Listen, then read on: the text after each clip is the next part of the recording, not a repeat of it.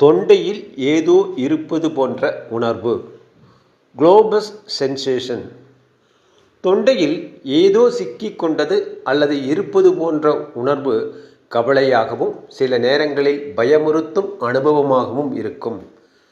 தொண்டையில் ஏதோ ஒன்று இருப்பது போன்ற வலியற்ற உணர்வு ஏற்படுபவர்கள் சாதாரணமாக சாப்பிடுவார்கள், குடிப்பார்கள், உமிழ்நீரை விழுங்கும்போது இந்த உணர்வை உணர வாய்ப்புள்ளது.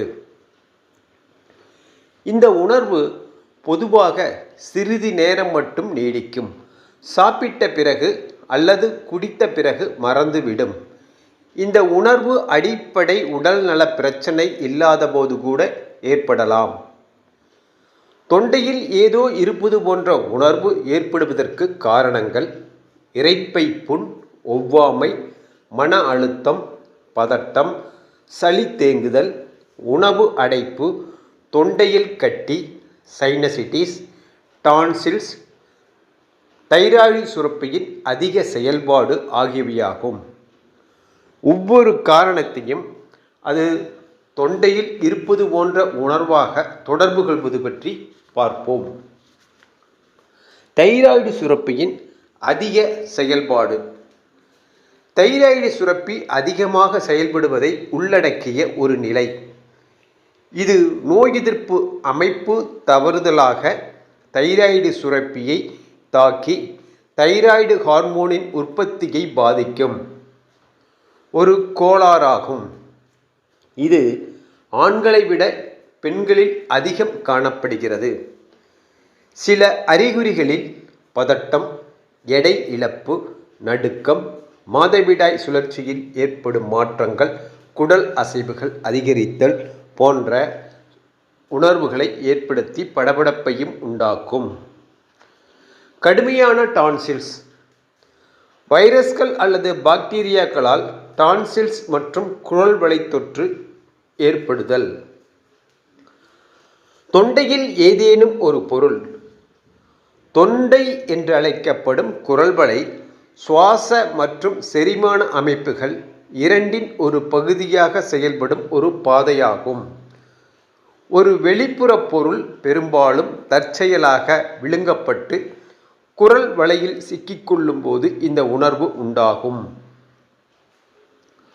பதட்டம் மற்றும் மன அழுத்தம். துக்கம் போன்ற தீவிர உணர்ச்சியால் தொண்டையில் கட்டியை ஏற்படுத்தும்.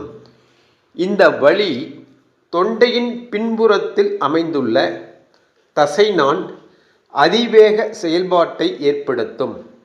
தசைகள் இறுக்கமாகவோ அல்லது பிடிப்பாகவோ வழிவகுக்கும். இந்த இறுக்கம் தொண்டையில் ஏதோ சிக்கியிருப்பது போன்ற உணர்வை ஏற்படுத்தும்.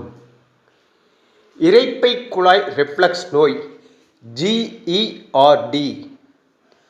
வயிற்று அமிலமும் செரிமான உணவும் இரைப்பையில் இருந்து கீழ் உணவு குழாய் சுழற்சியால் உணவு குழாய் வழியாக மீண்டும் மேலே செல்லும் போது இரைப்பை குழாய் ரிஃப்ளக்ஸ் நோய் ஏற்படுகிறது.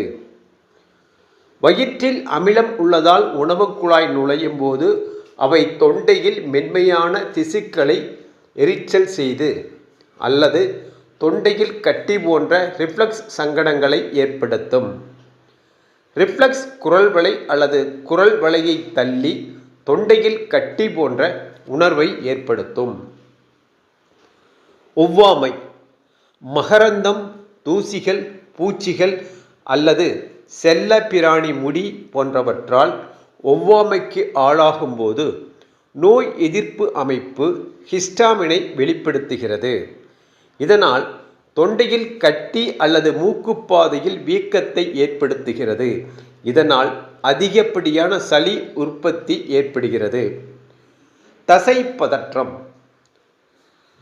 தொண்டை தசை விழுங்குதல் அல்லது பேசும்போது சுறுசுறுப்பாக இல்லாத போது அவை பெரும்பாலும் தளர்வாக இருக்கும். இந்த தசைகள் சரியாக ஓய்வெடுக்காத போது பிரச்சனை எழுகிறது. இதன் விளைவாக தொண்டையில் பதற்றமான உணர்வு ஏற்படுகிறது. இந்த உணர்வு தொண்டையில் சுருக்கம் அல்லது கட்டி போன்ற உணர்வை ஏற்படுத்தும். சளி தேங்குதல். சளி மற்றும் இருமலால் பாதிக்கும் நபர்களுக்கு அடிக்கடி மூக்கு மற்றும் தொண்டையில் சளி தேங்கி நிற்கும். இவ்வாறு தொண்டையில் சளி தேங்கி நிற்பதின் காரணமாக அதில் ஏதோ சிக்கிக்கொண்டது போன்ற உணர்வு ஏற்படலாம்.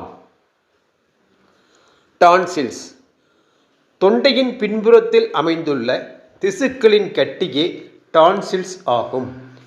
இது வைரஸ் மற்றும் பாக்டீரியாக்களை பிடித்து வடிகட்டிகளாக செயல்படுகின்றன. இந்த டான்சில்ஸ் வீங்குவதால் டான்சிலிட்டிஸ் ஏற்படுகிறது. இதன் காரணமாகவும் தொண்டையில் ஏதோ இருப்பது போன்ற உணர்வு ஏற்படும். சில வீட்டு வைத்தியங்கள்: போதுமான தண்ணீர் குடிக்க வேண்டும். வெதுவெதுப்பான தண்ணீரில் வாய் கொப்பளிக்கலாம். புகைப்பிடிப்பது, உணவில் கொழுப்பு மற்றும் காரத்தை தவிர்க்க வேண்டும்.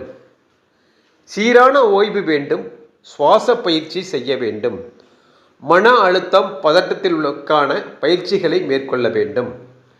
ரிஃப்ளக்ஸ் மருந்துகளை மருத்துவரின் ஆலோசனையின் பேரில் எடுக்க வேண்டும். இரவு உணவு உண்டு 3 மணி நேரம் கழித்து உறங்கச் செல்ல வேண்டும். தொண்டையில் ஏதோ சிக்கி இருப்பது போன்ற உணர்வு தெரிவிப்பது உடலில் ஏதோ சரியில்லை என்று சொல்வதாகும். எனவே தகுந்த சிகிச்சை எடுத்து சரி செய்து ஆரோக்கியமாக வாழ வேண்டும்.